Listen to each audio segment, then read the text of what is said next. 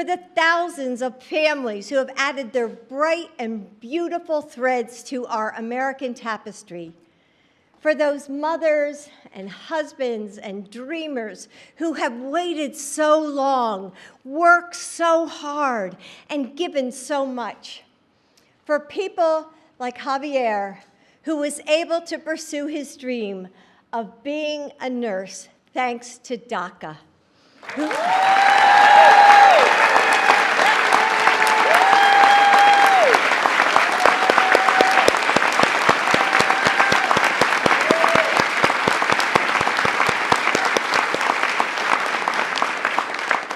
Who saves lives every day, whose family needs him, and who shouldn't have to live in fear. Please help me welcome Javier Quiroz Castro.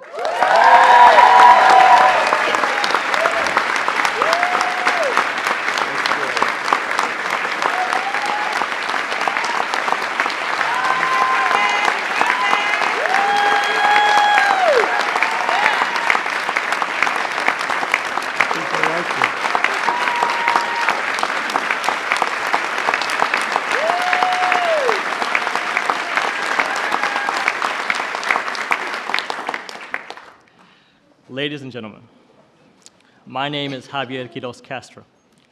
My resilient parents brought me to this country to give me a chance at a better future when I was just 3 years old. I am a dreamer. Growing up undocumented was not easy. Like thousands of other immigrants, my parents endured hard labor in order to provide for the family. They are a symbol of the American dream, and they helped me with my dream, which was higher education. Now I have a beautiful wife, Haley,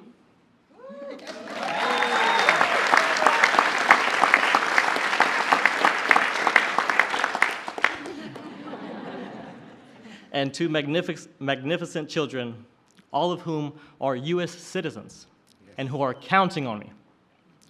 Thanks to the DACA program, by the way, created by then Vice President Biden, I was able to become a registered nurse. I have a Bachelor of Science in Nursing from Lipscomb University in Nashville, Tennessee. I now have the privilege to work for Houston Methodist, the #1 hospital system in all of Texas. Being a nurse has allowed me to give back to my community while supporting my family, especially during the pandemic. I helped take care of patients in our COVID-19 critical care unit. Saving American lives was only possible because of DACA. It allowed me to live and work and build a family in the only country I have ever known and loved. I stand before you today filled with hope and gratitude, because it is a privilege to personally thank President Biden for delivering on his promise to protect American families like mine.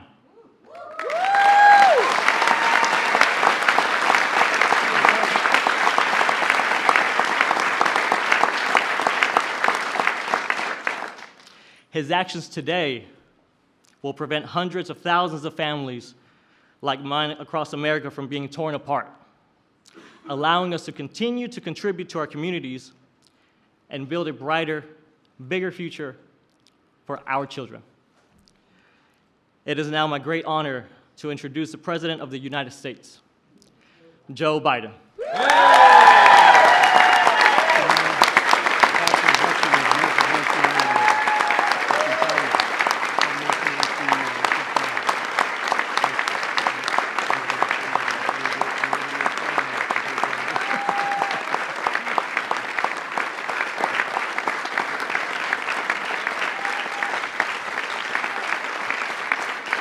Javier, thank you. Please, sit down. Today's a good day.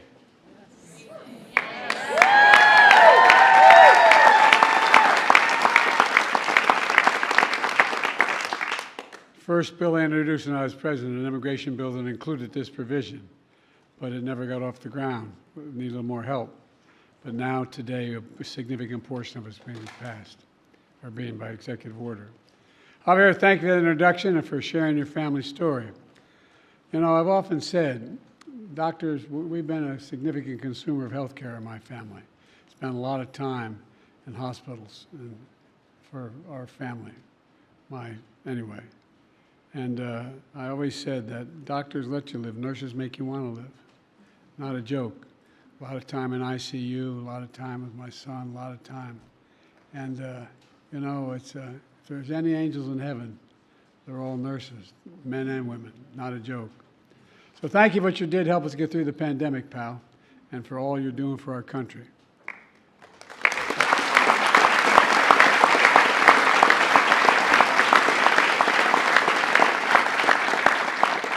My name's Joe Biden. I'm Jill Biden's husband.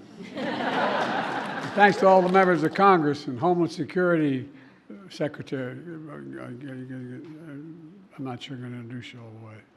But all kidding aside, Secretary Mayorkas, as well as Secretary Becerra, and advocates and families for law enforcement, faith leaders, everybody's is here.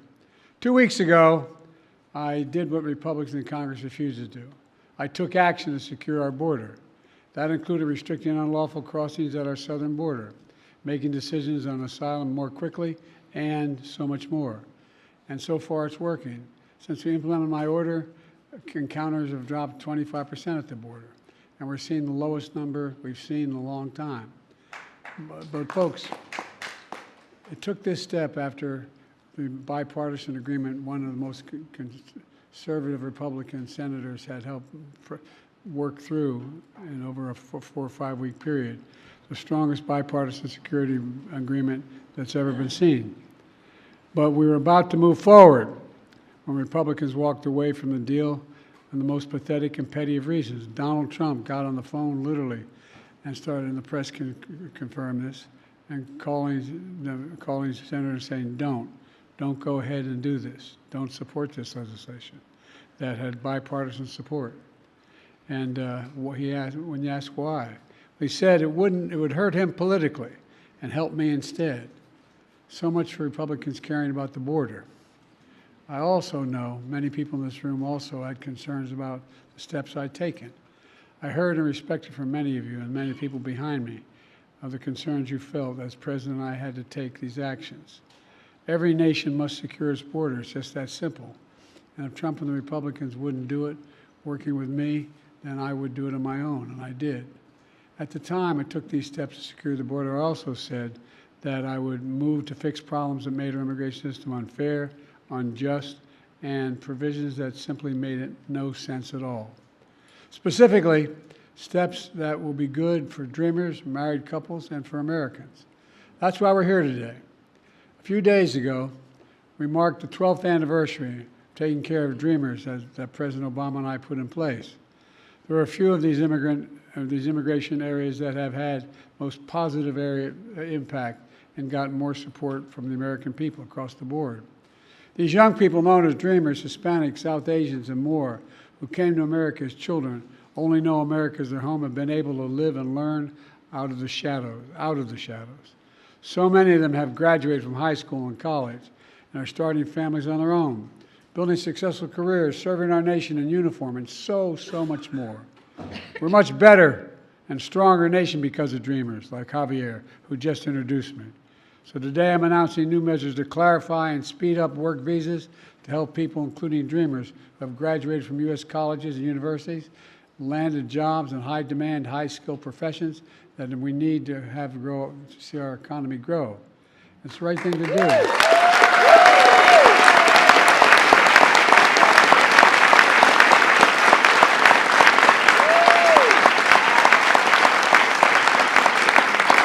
I want those who've been educated at U.S. colleges and universities to put their skills and knowledge to work for here in America. I want to keep building the strongest economy in the world with the best workforce in the world. We've already created 15 million new jobs, a record. We're seeing record economic growth, a record of small business growth. And I doubt why the action we're taking today matters. If you wonder about that, just ask business leaders, ask labor leaders, ask economists, ask elected officials. They know it's good for American business. They know it's good for the American economy. They know it's good for America, period. This step builds on other actions we've taken to support dreamers, from defending dreamers in the courts and expanding access to health care for millions of Americans under the Affordable Care Act, including for dreamers.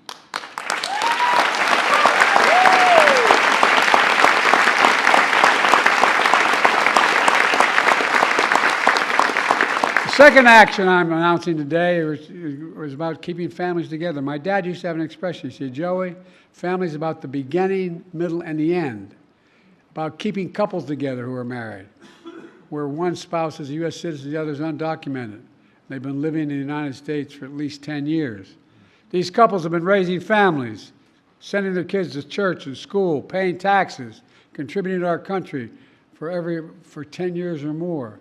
Matter of fact, the average time they've spent here is 23 years, people were affected today.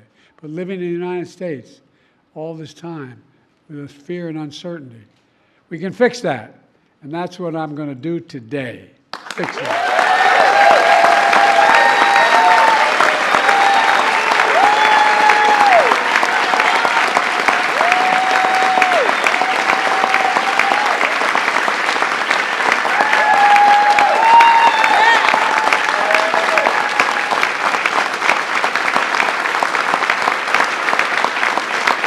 Here's the point. It doesn't require any fundamental change in our immigration law. There's already a system in place for people we're talking about today. But the process is cumbersome, risky, and it separates families. Under the current process, undocumented spouses of U.S. citizens must go back to their home country, for example, to Mexico, for example, to fill out paperwork and obtain long-term legal status. They have to leave their families in America with no assurance that they'll be allowed back in the United States. So they stay in America, but in the shadows, living in constant fear of deportation without the ability to legally work. All this, even though under the law today, they are eligible for long-term legal status. Today I'm announcing a common-sense fix to streamline the process for obtaining legal status for immigrants married to American citizens who lived here for a long time. For those wives or husbands and their children who have lived in America for a decade or more but are undocumented, this action will allow them to file the paperwork for legal status in the United States, allow them to work while they remain with their families in the United States. Let's be clear, this action still requires undocumented spouses to file all required legal paperwork to remain in the United States. It requires them to pass the criminal background checks, and it doesn't apply to anyone trying to come here today. It only applies, this action is a better way. It doesn't tear families apart while requiring every undocumented spouse to fulfill their obligations under the law. Look, the actions I'm announcing today will go into effect later this summer. And by the way, just as was true for the protection of dreamers, the steps I'm taking today are overwhelmingly supported by the American people, no matter what the other team says. In fact, polls show over 70% of Americans support this effort to keep families together.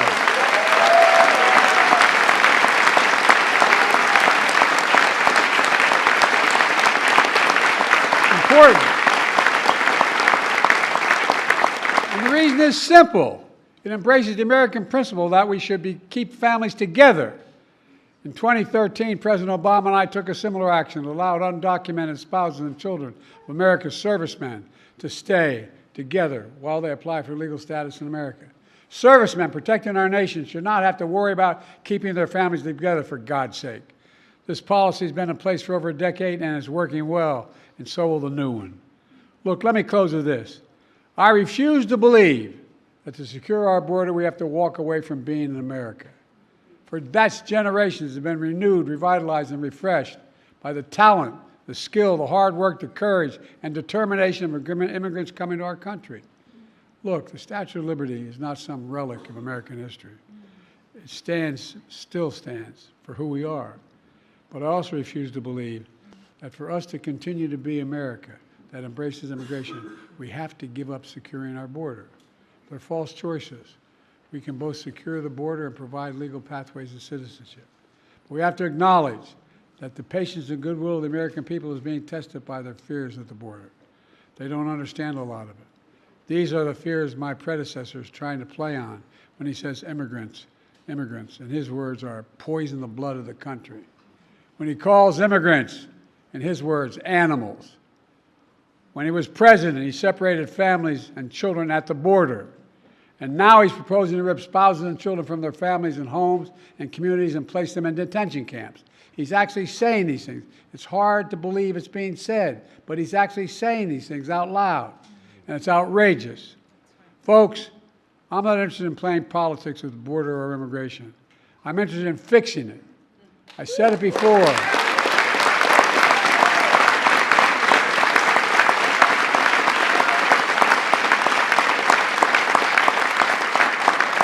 I said it before, and I'll say it again today. I will work with anyone to solve these problems. That's my responsibility as president. That's our responsibility as Americans. Because the simple truth is, there's not a single damn thing we can't do if we put our minds to it. We've got to remember who in the hell we are. We're the United States of America, and nothing is beyond our capacity.